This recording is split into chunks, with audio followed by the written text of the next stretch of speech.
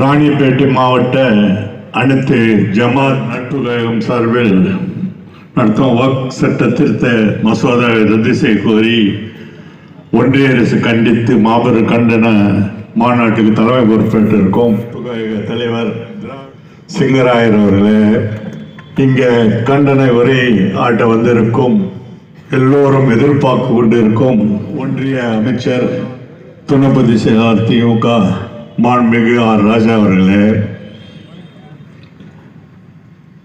அருள் தந்தை ஜெகத் கஸ்பர் அவர்களே, ராமநாதபுரம் நாடாளுமன்ற உறுப்பினர் வக்ஃப் வாரிய தலைவர் திரு நவாஸ் கனி அவர்களே, திராவிட இயக்க இன்று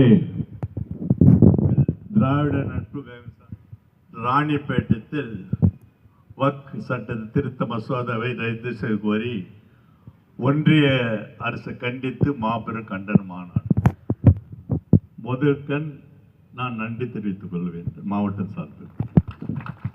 இங்கே ராணிப்பேட்டை நடத்துவதற்காக நன்றி தெரிவித்துக் கொள்கிறேன்.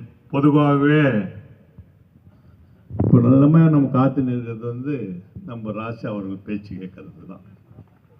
அவரை பற்றி எல்லாமே பேசுகிறவங்க சுபசேர் பண்ண அவரே இல்லை சொல்லுவோம், எல்லாரும் பேசுகிறவங்க எல்லாம் அவர் பேச்சுக்கு தான் நாங்கள் காத்துக்கிறோன்னு சொன்னாங்க. அந்த மாதிரி ஒன்று சொல்லணும்னா, பொதுவாகவே கலைஞர் அவர்கள் ஆட்சியில் இருக்கும்போது கலைஞர் காலத்திலேருந்து சிறுபான்மை சமுதாயத்துக்கு முதல் குரல் கொடுக்குறவர் கலைஞர் தான். அவர் சொன்ன திட்டங்கள் தான் அதில் நிறைய இருக்கு, அது தேவையில்லை படிக்க. அதே போல் இப்போது நமது மாண்புமிகு தமிழக முதல்வர் தளபதி மு.க. ஸ்டாலின் அவர்கள் பொறுப்பேற்ற பிறகு இந்த சிறுபான்மை சமுதாயத்துக்காக பாடுபடுற ஒரே தலைவராகனா இந்தியாவிலே முதல் குரல் கொடுக்குறாரு. நீங்க பாருங்க, இது வந்த உடனே முதல் தீர்மானம் எங்க போட்டது? தமிழ்நாட்டில் தான்.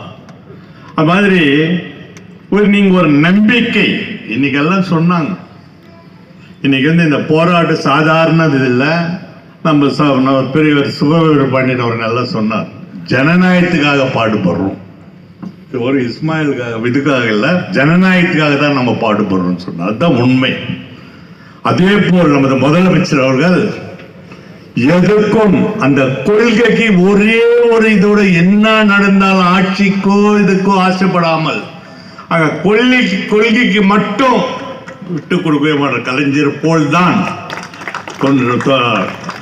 96 நம்ம 76 அன்னைக்கு தலைவர் எப்படி நின்னார்?